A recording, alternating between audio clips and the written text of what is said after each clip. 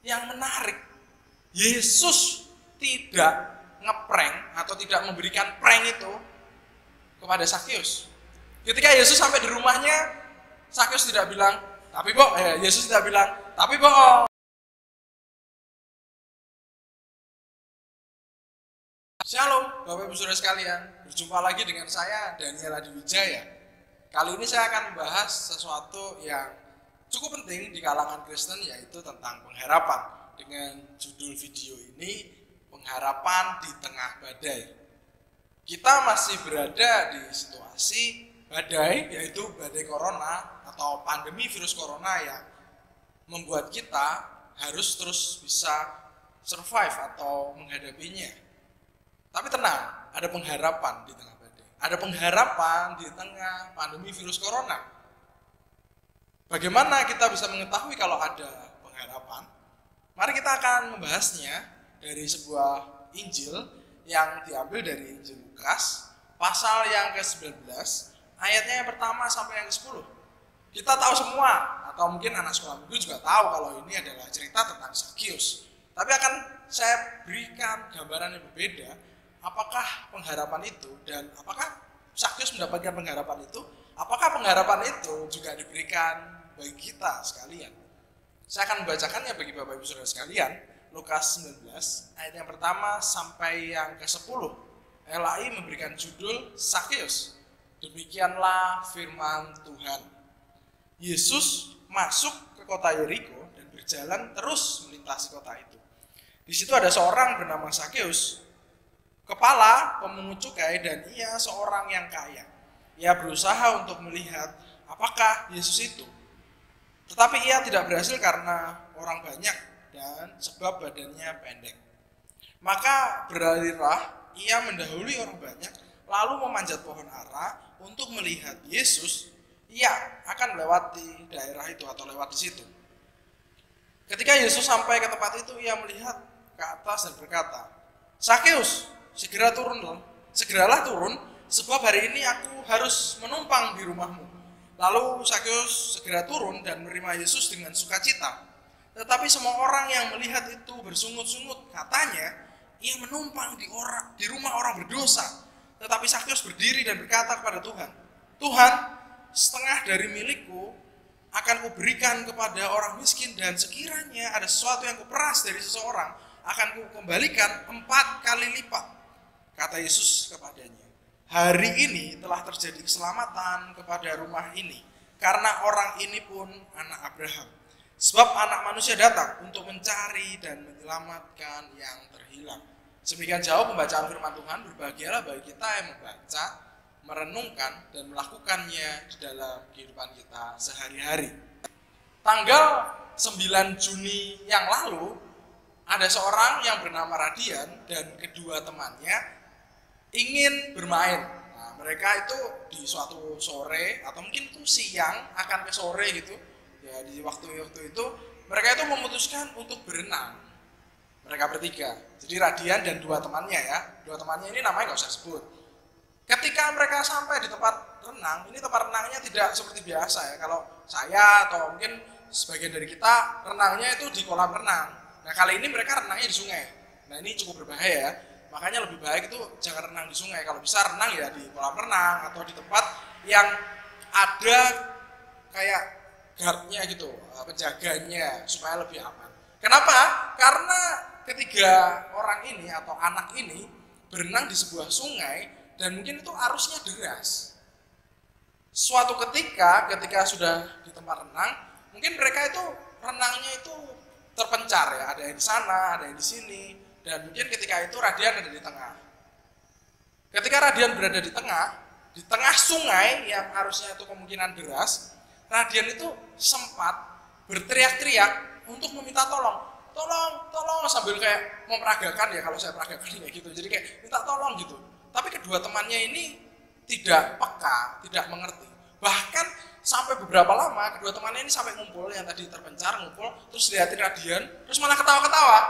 Mengapa? Karena kedua temannya ini berpikir Radian sedang ngeprank atau memberikan prank kepada mereka. Prank itu apa ya? Prank itu kayak ngerjain.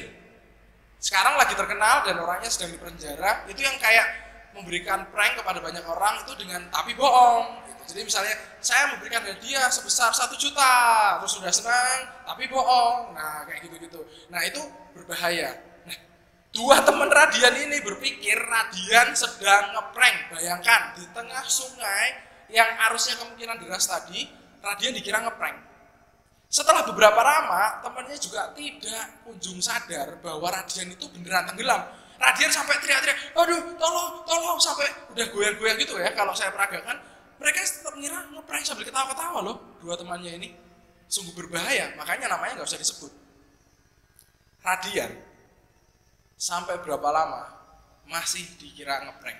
Makanya film-film atau video-video yang berisi prank itu sebenarnya tidak layak ditonton ya, karena mengedukasi seperti ini yang tidak baik gitu. Berbahaya. Sudah berenang di sungai yang arusnya kemungkinan besar deras. Yang kedua, teredukasi dengan prank itu. Tapi yang saya mau soroti lebih lanjut selain berenang di sungai itu berbahaya, yaitu tentang pranknya itu.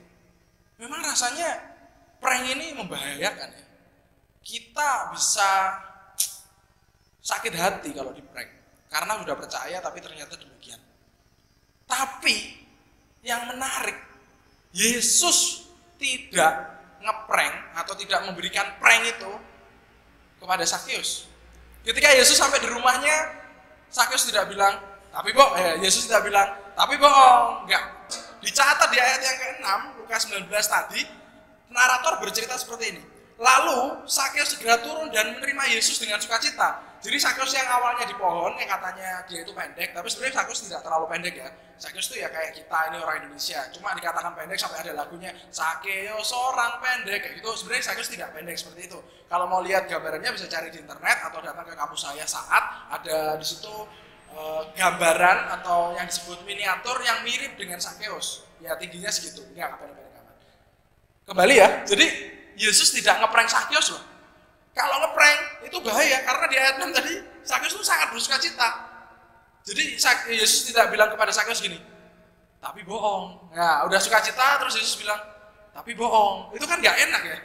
Di ayat yang ke-7 malah banyak orang yang sakit hati loh lihat Yesus. Jadi berarti Yesus tuh ngasih sungguhan. Ngasih apa? Ngasih pengharapan itu loh. Ngasih bahwa Sakeus akan diselamatkan. Itu terbukti di ayat yang ke-9 dan yang ke-10. Atau lebih tepatnya di ayat yang ke-9. Kata Yesus kepadanya, kepada Sakeus atau kepada banyak orang ya, lebih tepatnya, hari ini terjadi keselamatan di rumah ini. Karena orang ini pun Sakeus, anak Abraham, gak diprank, tapi bohong, gak ada begitunya. Yesus gak pernah bilang kepada Sakeus atau orang yang bersungut-sungut tadi, tapi bohong. Enggak. Padahal Yesus berhak untuk tidak memberikan pengharapan kepada Sakeus atau bahkan pada kita juga. Tapi Yesus memberikan itu dan tidak ada kelanjutannya, tapi bohong. Tidak ada. Yesus memberikannya kepada kita dan itu pasti. Dan Yesus menegaskan di ayat yang ke-10 dengan sangat jelas. Sebab anak manusia datang untuk mencari dan menyelamatkan yang terhilang. Siapakah yang terhilang? Apakah Sakeus?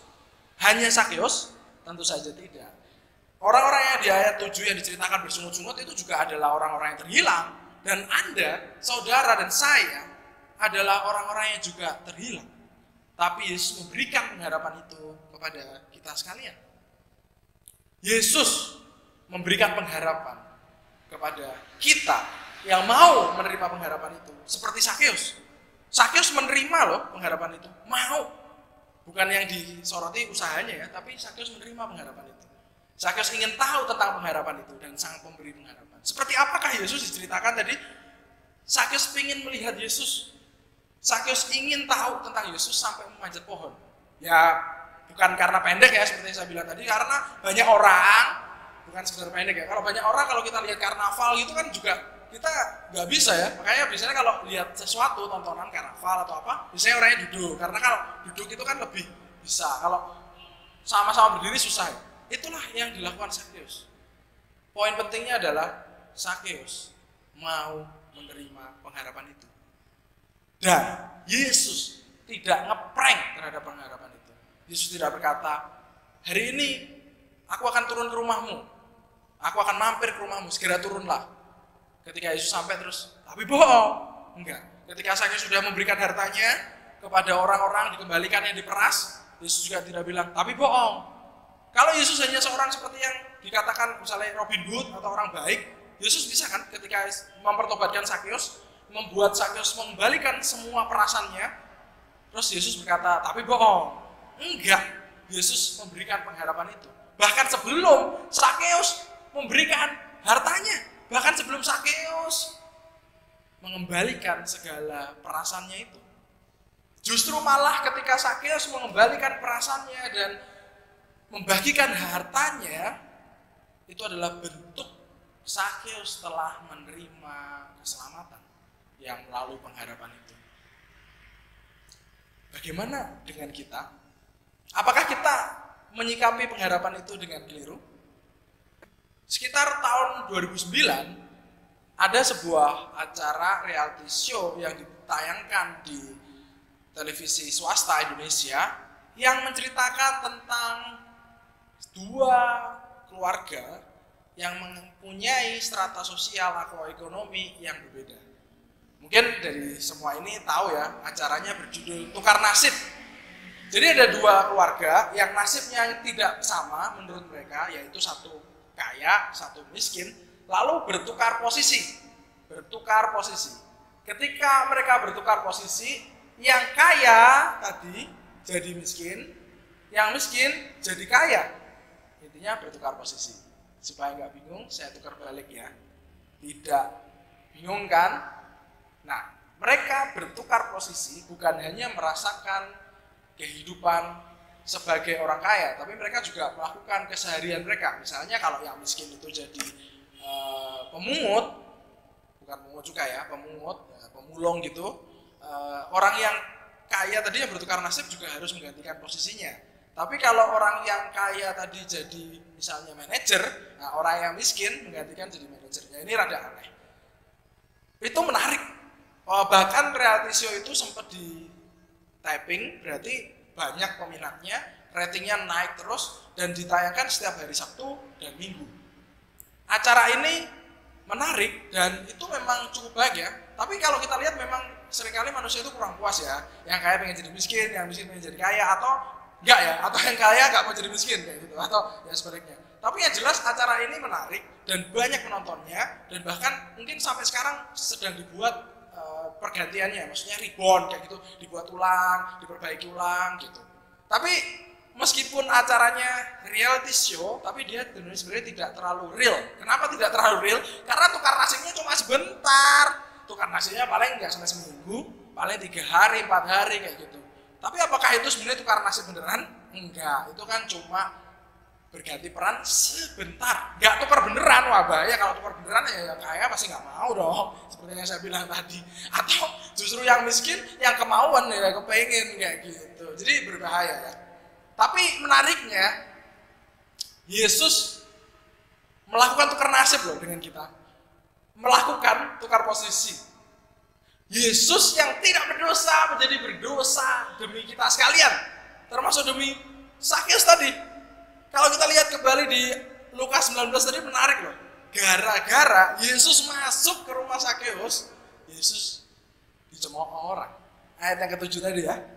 Tetapi semua orang melihat hal itu bersungut-sungut, katanya ia menumpang di rumah orang berdosa. Gara-gara Yesus memberikan pengharapan kepada Sakeus, menyelamatkan seisi rumah Sakeus, Yesus dicemooh oleh orang. Berarti Yesus sedang tukar posisi toh. Yesus yang harusnya tidak tercemooh, tidak berdosa, menjadi tercemooh dan pendosa. Gara-gara Sakeus, gara-gara kita, gara-gara semuanya manusia berdosa. Tapi Yesus rela menukar posisinya. Yesus rela memberikan dirinya bagi kita sekalian. Sekali lagi, bagaimanakah kita meresponi pengharapan ini? Apakah kita tidak mau menerimanya? Seperti yang dilakukan Sakeus, dia mau menerimanya. Apalagi yang kurang? Sadar gak? Kalau Kristus bela-belain, tukar nasib, tukar posisi itu demi kita loh. Demi kita. Hanya demi kita. Sadar gak? Perlu apa lagi sih? Apa yang kita cari? Apakah kita beneran pengen tukar nasib kayak yang orang miskin jadi orang kaya tadi? Apakah kita beneran pengen tukar nasib jadi orang miskin dari orang kaya? Karena kita merasa kita sudah terlalu bosan, sibuk dan sebagainya. Apa sih yang kita cari di dunia ini selain daripada keselamatan dan pengharapan untuk memperoleh keselamatan itu daripada Kristus? Tahun 1900-an di kota San Francisco, Amerika, di Chinatown, hidup sepasang kakak beradik yang karena itu Chinatown, mungkin mereka berasal dari China atau keturunan China. Mereka bukan sekedar besar di sana, tapi juga bekerja di sana dan bertempat tinggal di sana. Jadi kemungkinan mereka sudah berganti warga negara atau menjadi warga negara Amerika. Suatu kali, kakak beradik ini terlibat dengan sebuah perkelahian. Perkelahian tersebut mendorong si adik untuk mendatangi lawannya atau musuhnya dengan membawa pisau. Pisau yang dibawa itu bukan sekedar dibuat pajangan atau dibuat menakut-nakuti, tapi pisau tersebut dihujamkan ke musuhnya atau lawannya itu dengan berkali-kali. Si adik membunuh lawannya atau musuhnya dengan brutal, sehingga bajunya menjadi berlumuran darah karena darahnya yang menjadi musuhnya itu muncrat-muncrat begitu banyak. Setelah puas dengan membunuh musuhnya itu, si adik melarikan diri dari TKP, tempat kejadian perkara. Si adik pulang dan mengganti bajunya, membuang baju yang berlumuran darah itu ke tong sampah. Lalu si adik langsung melarikan diri. Sang kakak tidak berhasil mencegah adiknya melarikan diri. Beberapa saat kemudian terdengar suara sirine polisi yang tentu saja ingin menangkap si adik. Tetapi kakak itu, sang kakak mengambil inisiatif, yaitu dia mengambil baju yang berlumuran darah itu di tong sampah, mengenakannya, memakainya, sehingga seolah-olah dialah yang membunuh musuhnya. Polisi langsung menangkap dia dan benar dia diadakan sebuah persidangan dan dijatuhi hukuman mati. Sang kakak menggantikan adiknya. Sang kakak menukar posisinya dengan si adik. Itulah yang dilakukan Yesus Kristus bagi kita sekalian. Dia menukar posisi dengan kita. Dia tukar nasib dengan kita. Dia yang tidak berdosa menjadi berdosa karena kita sekalian. Apalagi yang mau kita cari? Kristus sudah memberikan dirinya untuk tukar posisi dengan kita, tukar nasib dengan kita. Sehingga dirinya itu adalah jalan kepada keselamatan, yaitu pengharapan.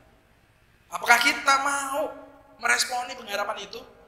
Apakah kita mau bertobat seperti yang dilakukan oleh Sakeus? Maukah kita meresponi pengharapan itu? Di tengah badai corona ini, kita meresponinya. Kita menggunakan pengharapan itu untuk berjalan, untuk mengingat terus bahwa Kristus telah tukar posisi. Meskipun ada badai corona, kita tidak perlu takut karena pengharapan itu bukan prank, karena pengharapan itu berisi keselamatan. Pengharapan itu tidak pernah digantikan kata-kata tapi bohong. Kristus tidak pernah berkata, aku beri keselamatan ya, tapi bohong. Kristus menyatakan dirinya memberikan keselamatan. Taat sampai mati di kayu salib kepada kita, agar kita dapat memegang pengharapan itu erat-erat. Sekian renungan firman Tuhan yang dapat saya sampaikan. Silahkan subscribe, like, atau share kalau video ini memberkati Bapak Ibu Saudara sekalian. Terima kasih buat waktunya. Tuhan Yesus memberkati.